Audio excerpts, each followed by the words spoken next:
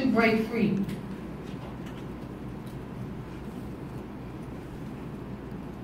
That's a long time.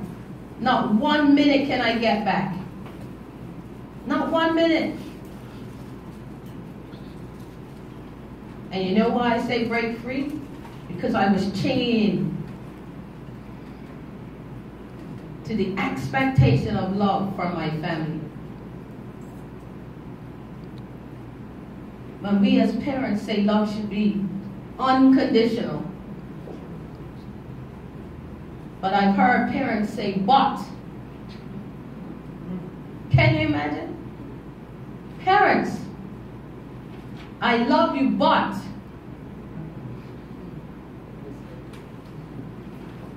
So let me give you some background on me. I'll call it a profile. And there are some of you in here who are going to challenge this statement. But you ought to know I don't care, because it's my truth. I was born gay. I was born gay. Some of you don't believe it, because there is documentation out there that says that can't be so. But here's why I don't care. It's because you can't tell me what my truth is. Just like I can't tell you what your truth is. I can't pinpoint for you the day you woke up and decided to be heterosexual. Is there anybody in here who can pinpoint that day? Does anybody in here know the day they woke up and said, I'm heterosexual? Oh, not me. But yet, some of you will tell me that I woke up and decided to be gay. I decided, but you were somehow gifted your sexuality.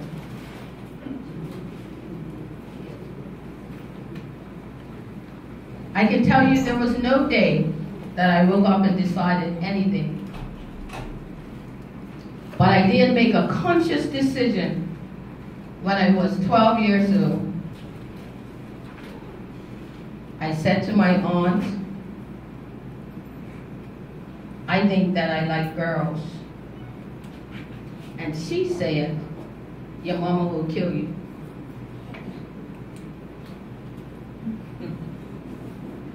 I said, I don't believe it.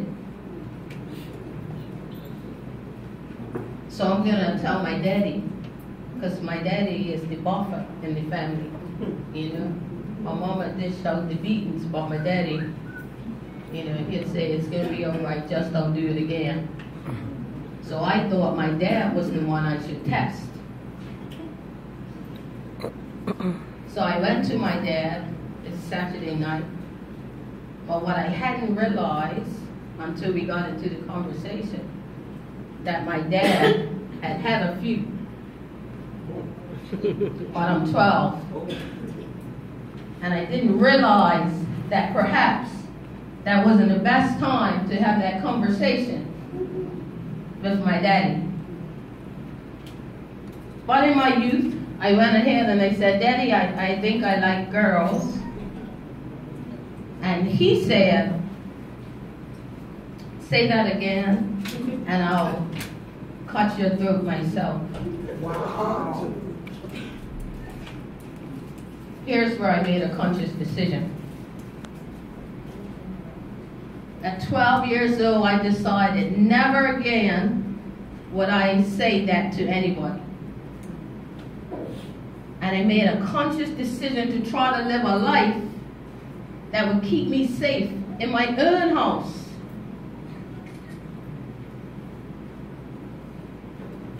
You see, a lot of people in the LGBT community are afraid to be in their own houses and be themselves, let alone outside. It took me until the age of 30. Battling what I was feeling inside. I became a Jehovah's Witness at 21. I said, surely God will save me. And I was, by all accounts, and I just don't say this, if you know me, I'm very committed to anything I do. I was a good Jehovah's Witness. Every day, going out in the field, knocking on doors, reading the Bible, going to the Tuesday night meetings and the Thursday night meetings, reading the Bible back and forth. And I woke up around 28, and this lady sent me some flowers. And I said, God, you're not working hard enough on me. Something is wrong. You're not working hard enough on me. And over the course of a couple of years, we pursued a relationship. And I went to my ministers in the Kingdom Hall, and I said to them that I'm struggling. And they said, well, you can't stay here. You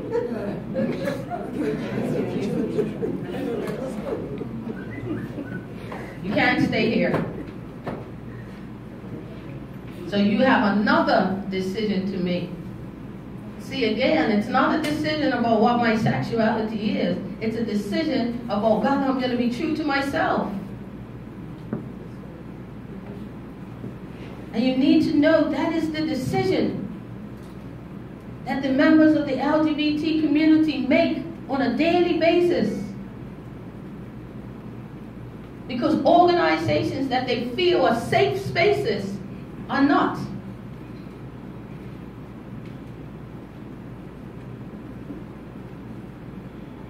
And so I said to them, well, I don't want to be a hypocrite any longer.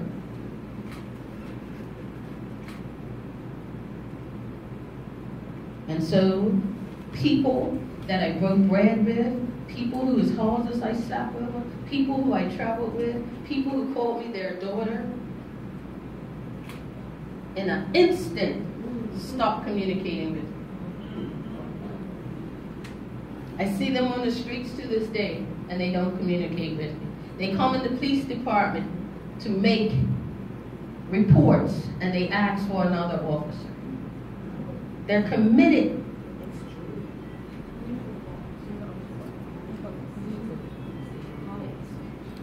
That's their truth. That's their truth. And I'm not in here today to change anybody's truth.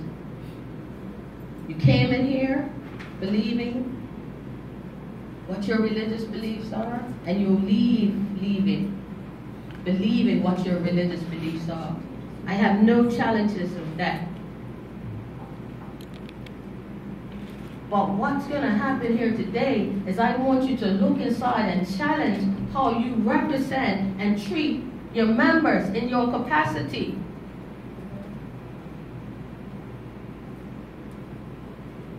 Some of you are wanting.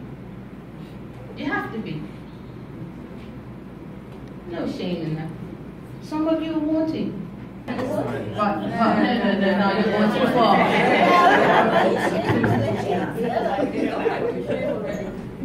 Yeah, no, I'm blessed in that my mother didn't have hair, and I don't have hair either. So that's one blessing. She gave me her hands and her hairlessness and her temperament. But you would have said nice, but some of you would have known it was fraudulent. Just like you know those amongst you who are battling with their sexuality. And in here,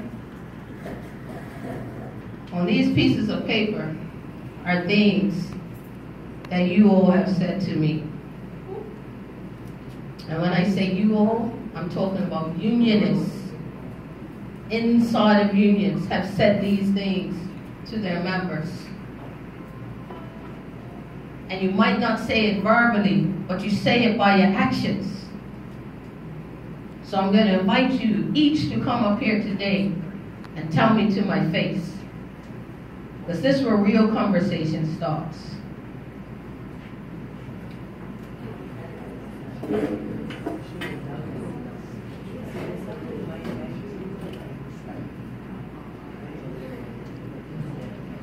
hate you because you molest kids. I hate you because you molest kids.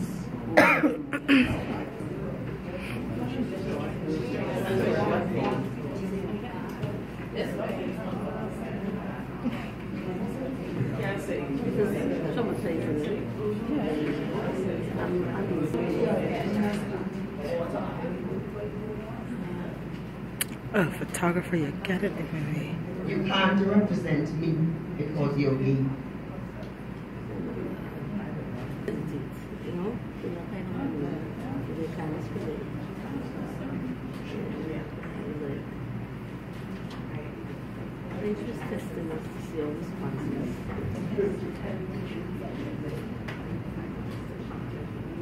I hate you because you're mentally ill.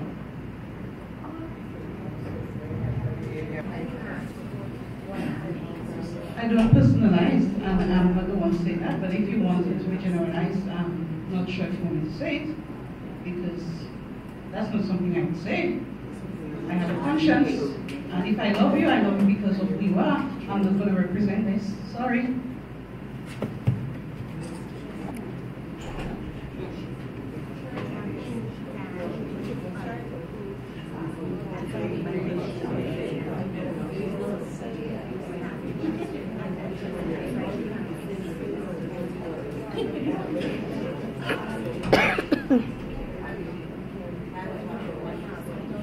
I hate you because you make me feel uncomfortable. Say it louder. I hate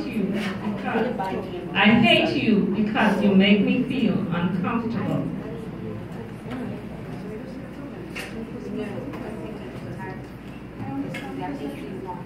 I hate you because you make me ill.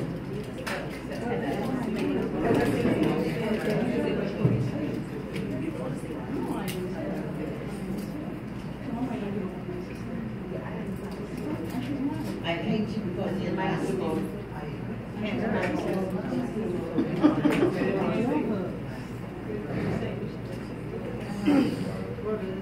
I hate you because you're nasty.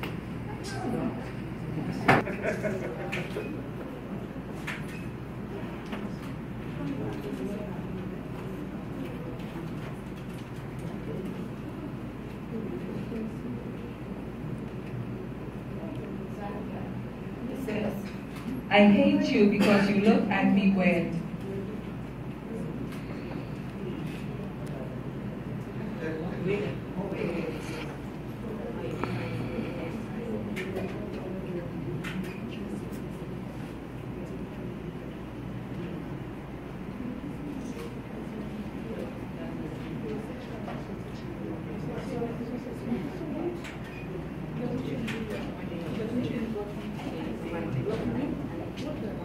I'm ashamed that my union officer is gay.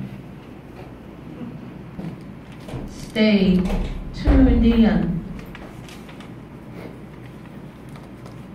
Because what you don't understand is that these are not words that were just written on a paper to do an exercise.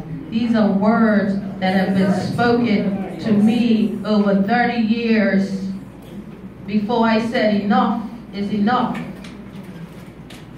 These are words that left me on the brink of suicide because I thought surely death was easier than hearing this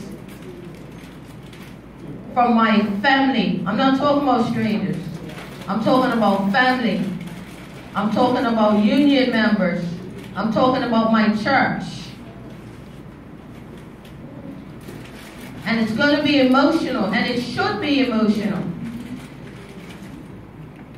Because what we're doing here today is we're taking the top off the flowery world of the union. That she's up first.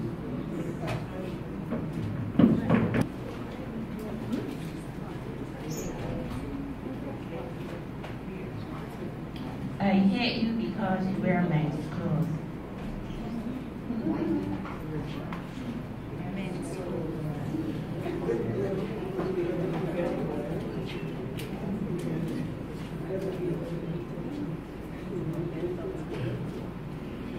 I hate you because it's not natural. I hate you because it's not natural.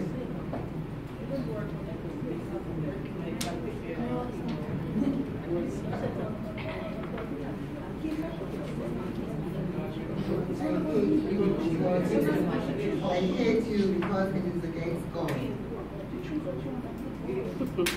That's a powerful one. Yes. That's a common one. I have to stand for this. You know, because I am a counselor by profession. And these are some of issues that I myself have to work through. And before I read the script, I want us just to place ourselves in her shoes for a while. Yes. Because you know what happens? The more we listen to the news and the more we watch, it is coming to the end of time, and whether we want to believe it or not. And we are going to experience, probably our children, if those of us who have children, might one day walk up and say things, I am gay, I'm a lesbian. How are we going to deal with that? We'll have our in-laws, we have friends, and I just want us to be real that, you know what, we don't have big sin and little sin. We don't have black sin and white sin. You know what, if we're really honest, if we're having sex outside of marriage, it's sin. If we have other people's husbands and wives, it is sin. Whether we're telling truth and lies, that speech is it's a sin. That is discriminatory. So I'm just saying, let us be open. Let us be open. She is not a sin. And as we are saying these things, I'm not saying she's sin. I'm saying according. If we are living, it's a difficult topic. And the truth is that some of you believe that it is a sin because you are a believer of the Bible. And some of you may not interpret it that way. I get what the sister was saying is that he who is without sin.